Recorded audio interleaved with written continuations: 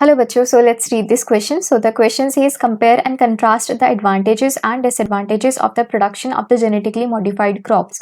तो हमें इस क्वेश्चन में एडवांटेजेस एंड डिसएडवांटेजेस में कंपैरिजन करना है in context to the genetically modified crops, जो कि ऐसे क्रॉप्स हैं जिनमें हमने एक डिजायर्ड जीन ऑफ इंटरेस्ट हमने अपना डाल दिया है या फिर हमने उसका जीन मैनिपुलेशन किया है with the help of the recombinant DNA technology, जिससे कि हमें हमारी डिजायर्ड प्रॉपर्टीज शो करें। तो हम एक साइड लिख लेते हैं एडवांटेजेस एंड दूसरी साइड लिख लेते हैं हम डिसएडवांटेजेस। ऑलराइट, तो अगर हम यहाँ पे एडवांटेजेस की बात करें और इधर हमने लिख लिया डिसएडवांटेजेस,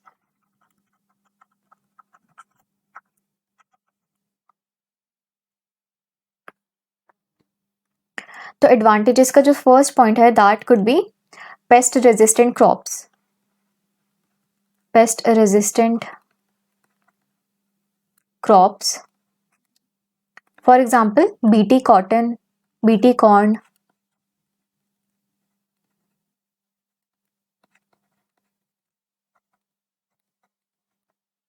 देखो पहले कोई प्लांट था जो कि पहले इंसेक्ट रेजिस्टेंट नहीं था। ऑलराइट, पहले कोई प्लांट था जो इंसेक्ट रेजिस्टेंट नहीं था, फिर हमने with the help of the recombinant DNA technology हमने उसमें एक अपना डिजायर्ड जीन ऑफ इंटरेस्ट हमने उसमें इंसर्ट कर दिया। ऑलराइट, जिसकी वजह से वो हमें एक डिजायर्ड प्रोटीन वो प्रोड्यूस करेगा, फिर वो एक्सप्रेस करेगा। फॉर एग्जाम्पल अगर उसने इंसेक्टिसाइडल प्रोटीन अगर वो एक्सप्रेस करेगा तो इंसेक्ट उस पर अटैक नहीं कर पाएंगे। ऑलराइट, सो पहली एडवांटेज तो ये हो गई। सेकेंड, जो क्रॉप्स हैं they would become more resistant to the harsh conditions या फिर एबायोटिक फैक्टर्स, जैसे कि ड्रॉट हो गया या कोल्ड हो गया।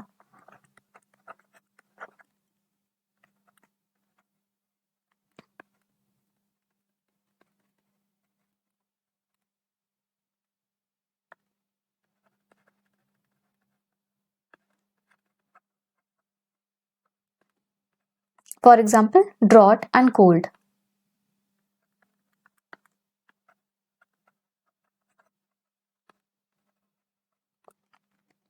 देखो अब एडवांटेजेस में हम अगर नेक्स्ट पॉइंट की बात करें तो हमें increase in the nutritional value, for example जैसे कि गोल्डन राइस की बात करें या फिर विटामिन ए एनरिच्ड राइस की बात करें, जिसमें बेसिकली बायोसिंथेसिस हो जाता है बीटा कैरोटीन का, जो कि एक प्रिकर्सर है of the pro vitamin A, जो बाद में बना लेगा विटामिन ए। तो उससे क्या होगा, जैसे कि विटामिन ए की जो डेफिशिएंसी होती है जिसकी वजह से नाइट ब्लाइंडनेस हो जाता है, जीरोप्थेल्मिया हो जाएगा, तो वो प्रिवेंट हो सकता है। Alright,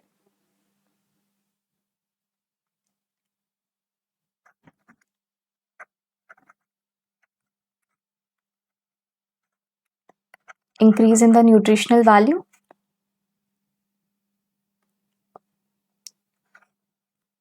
for example vitamin A enriched rice,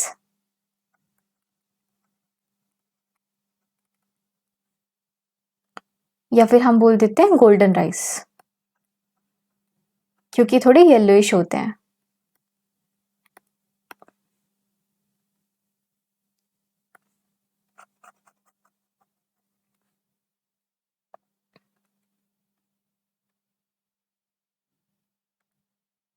देखो, it also prevents the early exhaustion of the fertility of the soil.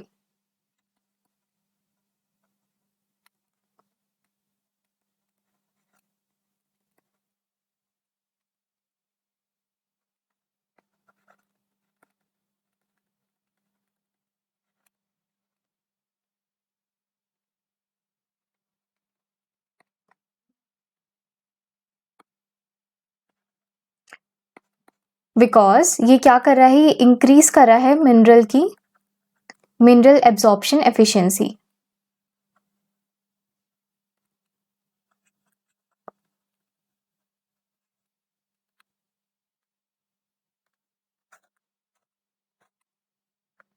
अब देखो हमने क्या क्या पॉइंट्स पढ़े। पेस्ट रेजिस्टेंट क्रॉप्स हमें मिल सकते हैं, हमें जो हमारे जो क्रॉप्स होंगे they would become more resistant to the abiotic factors. For example अगर हार्श कंडीशंस है, for example drought and cold, हमारी न्यूट्रिशनल वैल्यू इंक्रीज हो सकती है, जिसकी वजह से जो डिसऑर्डर्स हैं वो प्रिवेंट हो सकते हैं। फॉर एग्जाम्पल अगर हम देखें गोल्डन राइस, जिसमें कि बेसिकली बायोसिंथेसिस होता है बीटा कैरोटीन का। नेक्स्ट है, it is going to prevent the early exhaustion of the fertility of the soil. अगर हम डिसएडवांटेजेस की बात करें तो अगर इसके प्रोज हैं तो कॉन्स भी हैं। फॉर एग्जांपल यहाँ पे फूड एलर्जी भी हो सकती है इन द चिल्ड्रन, हो सकता है कि वो सूट ना करें बच्चों को, तो food allergy can be seen in children and even in the adults also.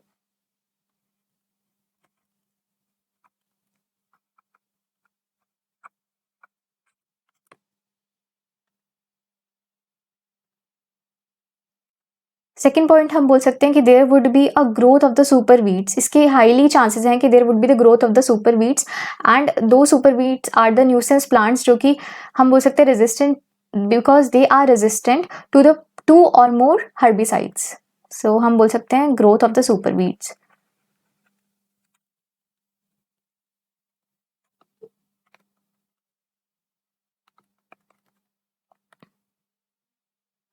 These are basically the nuisance plants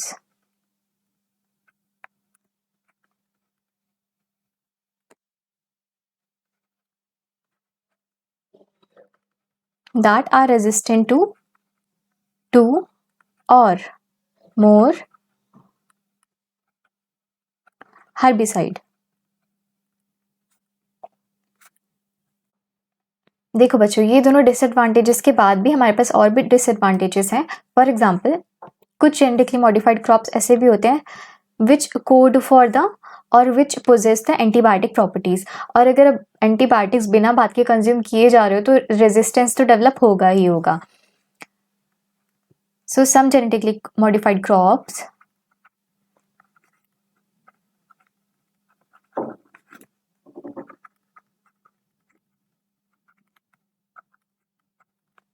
so they are going to possess the antibiotic properties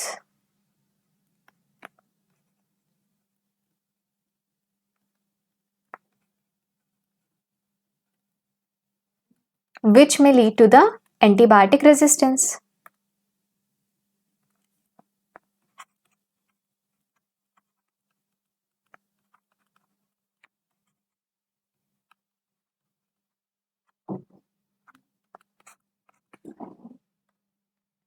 अब देखो, these genetically modified crops they may be a threat to the native biodiversities।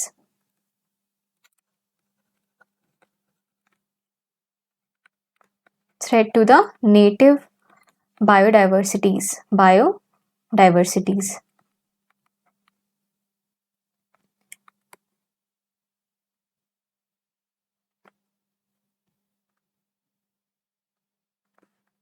And they may also affect the pollinators as well as the pollination।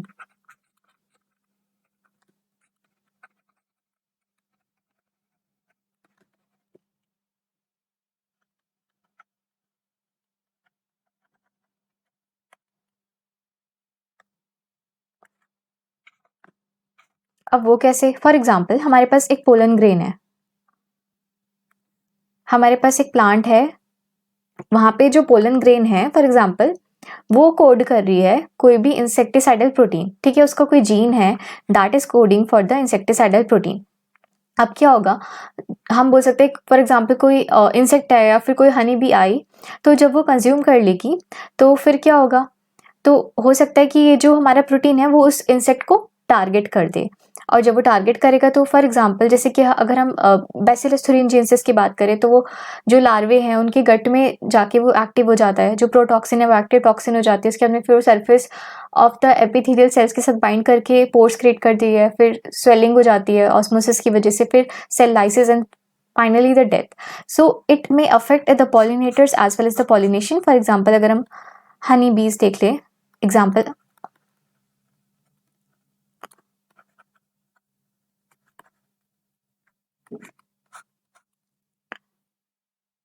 so I hope you understood it well and all the best।